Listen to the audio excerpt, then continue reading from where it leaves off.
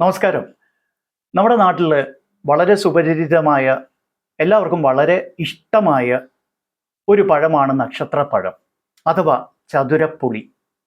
Star fruit എന്നൊക്കെയാണ് ഇതിൽ ആംഗലേയ ഭാഷയിൽ പറയുന്നത്. അങ്ങനെ സ്റ്റാർ ഫ്രൂട്ട് എന്ന് പറയുമ്പോൾ വൻ വിലയ്ക്ക് അത് വിറ്റു പോവുകയും ചെയ്യും. പക്ഷെ നമ്മുടെ നാട്ടിൻപുറത്തൊക്കെ ചുമ്മാ കാടായിട്ട് വളരുന്ന മരമാണത്. എന്നിട്ട് അതിൻ്റെ പഴം നല്ല മഞ്ഞ നിറത്തിൽ പഴുത്ത് വീണ് പോകാറാണ് പതിവ്. ആരും കഴിക്കാറൊന്നുമില്ല അത്. എനിക്ക് വളരെ ഇഷ്ടമാണ്. എൻ്റെ ആ ബിൽഡിങ്ങിൻ്റെ സൈഡിൽ തന്നെ ഒരു മരമുണ്ട്. ഞാൻ ഇടയ്ക്കിടയ്ക്ക് എടുത്ത് കഴിക്കാറുണ്ട്.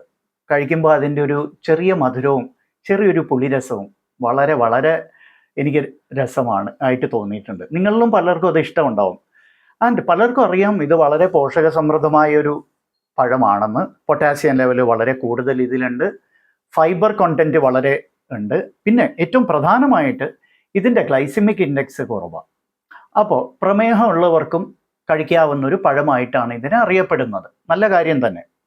തീർച്ചയായിട്ടും പ്രമേഹമുള്ളവർക്കും ചെറിയ അളവുകളിൽ ഈ പഴം ആസ്വദിക്കാം, പ്രത്യേകിച്ച് ഈ ഒരു കാലാവസ്ഥയിൽ, അല്ലേ?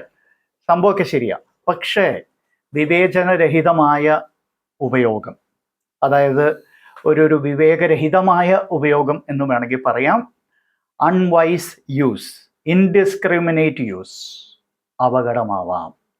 സ്റ്റാർ ഫ്രൂട്ടിന് പ്രത്യേകിച്ച്.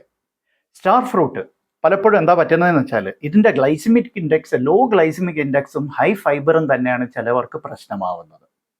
അതിനേക്കാളും വലിയൊരു പ്രശ്നം പിന്നീട് പറയാം. പക്ഷെ ഇപ്പം ആദ്യം ആ ഗ്ലൈസിമിക് ഇൻഡെക്സിൻ്റെ കാര്യമാണ്. ഞാൻ പറഞ്ഞില്ലേ, ലോ ഗ്ലൈസിമിക് ഇൻഡെക്സും ഹൈ ഫൈബർ ഉള്ളതിനാൽ തന്നെ ഇത് പെട്ടെന്ന് ബ്ലഡ് ഷുഗേഴ്സ് കുറയാൻ ചിലരിൽ സാധിക്കും.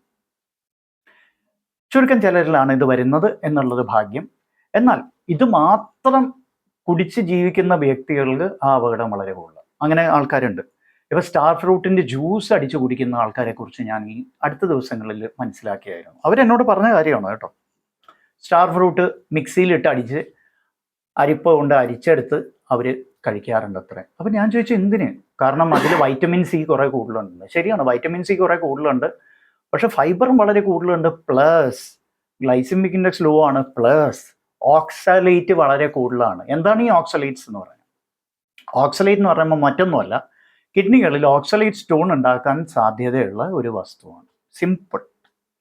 അപ്പോൾ കിഡ്നി സ്റ്റോൺസിന് സാധ്യത ഉള്ളതിനാൽ കിഡ്നി സ്റ്റോൺസ് കാരണം വന്നേക്കാവുന്ന അക്യൂട്ട് കിഡ്നി ഇഞ്ചുറി, AKI എന്നൊരു സ്ഥിതിക്ക് സാധ്യത ഉണ്ട്. AKI ഡയബറ്റിക്സിൽ അപകടമാവാം. അക്യൂട്ട് കിഡ്നി ഇഞ്ചുറി, ആ പേരിൽ തന്നെ അതിൻ്റെ സ്വഭാവമുണ്ട്. കിഡ്നികളെ ഇമ്മീഡിയറ്റ്ലി, അതായത് ആ തൽക്ഷണം അപകടം ഉണ്ടാക്കുന്ന ഒരു പരിക്ക്. ഇഞ്ചുറി എന്ന് പറയുമ്പോൾ ഒരു പരിക്ക് എന്ന് വേണം പറയാം. ഒരു പരിക്കാണ് അക്യൂട്ട് കിഡ്നി ഇഞ്ചുറി. പൊതുവെ acute kidney injury self limiting ആണ്. ഏതാനും ദിവസങ്ങൾക്കുള്ളിൽ കിഡ്നി പൂർണ്ണ ആരോഗ്യം പ്രാപിക്കാറുണ്ട്. പക്ഷേ പ്രമേഹം കാരണം കുറേ നാളുകൾക്ക് മുമ്പേ മുതൽ കിഡ്നി ഡിസീസ് ഉള്ളവരിൽ ഇത് ഭയങ്കര പ്രശ്നമുണ്ടാക്കാം. മാത്രമല്ല വേറൊരു പ്രോബ്ലം കൂടി ഞാൻ ആദ്യമേ പറഞ്ഞു, പൊട്ടാഷ്യം ലെവൽ വളരെ കൂടുതലാണെന്ന്. പിന്നെ ഇതിൽ വേറൊരു സംഭവമുണ്ട്, കാരംബോക്സിൻ എന്ന് പറയുന്ന. അപ്പം നമ്മുടെ ഭാഷ, എൻ്റെ മാതൃഭാഷയായ കൊങ്കണിയിൽ ഇതിന് കർമ്പോലി എന്നാണ് പറയുന്നത്. കർമ്പോലി എന്നാണ് ഇതിൻ്റെ പേര്. അപ്പോൾ കർമ്പോല് എന്നുള്ളതിൻ്റെ ഒരു ഇതിൽ നിന്ന് വന്നതായിരിക്കാം ഈ കറംബോക്സിൻ എന്ന് പറയുന്ന ഈ ടോക്സിൻ വിഷാംശമാണ് കേട്ടോ. അപ്പോൾ ഈ ടോക്സിൻ എന്താ ചെയ്യുന്നത്? ന്യൂറോടോക്സിനാണ് സംഭവം. ന്യൂറോടോക്സിൻ എന്ന് പറഞ്ഞാൽ ഞരമ്പുകൾ, നാഡികളെ ബാധിക്കുന്ന ഒരു വിഷാംശം ഉള്ള ഒരു വസ്തു. അപ്പോൾ ആരോഗ്യമുള്ള വൃക്കകൾ യൂഷ്വലി ഈ വിഷാംശത്തെ, ഈ ന്യൂറോടോക്സിൻ, കാരംബോക്സിൻ എന്ന ന്യൂറോടോക്സിനെ അരിച്ചെടുത്ത് പുറത്തേക്ക് കളയും. പക്ഷേ പ്രമേഹം കാരണം കിഡ്നി ഡിസീസ് ഉള്ളവരിൽ ഈ ഒരു പ്രക്രിയ സുഗമമായിട്ട് നടക്കില്ല. അപ്പോൾ എന്തു പറ്റും? കാരംബോക്സിൻ്റെ അളവ് കൂടാം, അതിനാൽ വിഷാംശം കൂടാം. അടുത്തത് എന്താ സംഭവിക്കുന്നത്? തുടർച്ചയായ ഹിക്കപ്സ്, അത്തരത്തിലുള്ള ഹിക്കപ്സ്. എന്തൊക്കെ ചെയ്താലും, വെള്ളം കുടിച്ചാൽ, യൂഷ്വലി വെള്ളം കുടിച്ചാൽ അത് മാറും. പക്ഷെ കാരംബോക്സിൻ അമിതമായ അവസ്ഥയിൽ അത് മാറില്ല. അപ്പോൾ ഇൻട്രാക്റ്റബിൾ ഹിക്കപ്സ് എന്നാണ് അതിന് പറയുന്നത് തുടർച്ച. പിന്നെ ഛർദിയും ഒരു ഡിസ്കംഫർട്ട്, ഭയങ്കര ഡിസ്കംഫർട്ട്, അസ്വസ്ഥതയായിരിക്കും.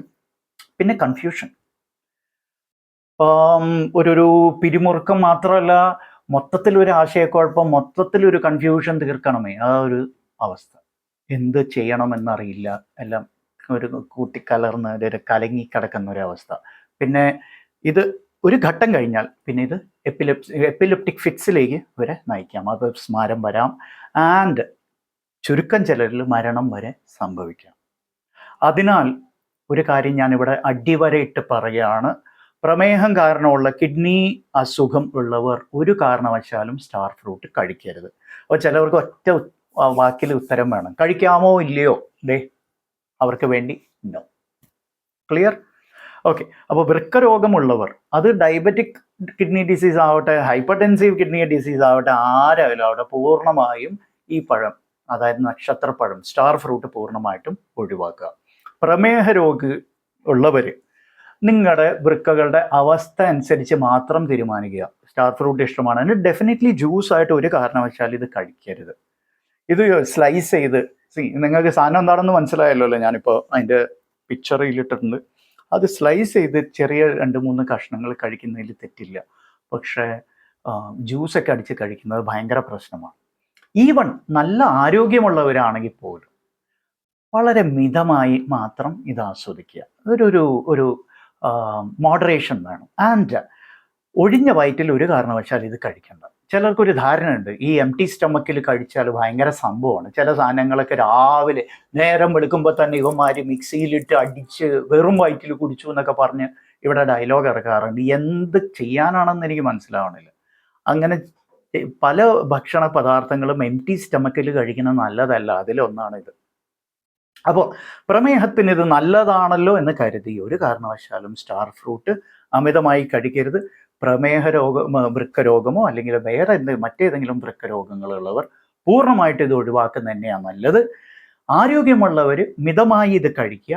ആൻഡ് ഡെഫിനറ്റ്ലി ജ്യൂസ് ആയിട്ടോ ഇതിൻ്റെ പിഴിഞ്ഞിങ്ങനെ സത്തെടുത്ത് പിഴിഞ്ഞ് ഒരു പരുവത്തിലാക്കി കഴിക്കുന്നതോ ഒഴിവാക്കുക. വൈറ്റമിൻ സിയുടെ നല്ലൊരു ഉറവിടം തന്നെയാണ്, സംശയമില്ല. പൊട്ടാസ്യം ലെവൽ ഇടയ്ക്കിടയ്ക്ക് മോണിറ്റർ ചെയ്യണം എല്ലാവരും, ഇത് കഴിക്കുന്നവർ, ഇത് സ്ഥിരമായിട്ട് കഴിക്കുന്നവർ.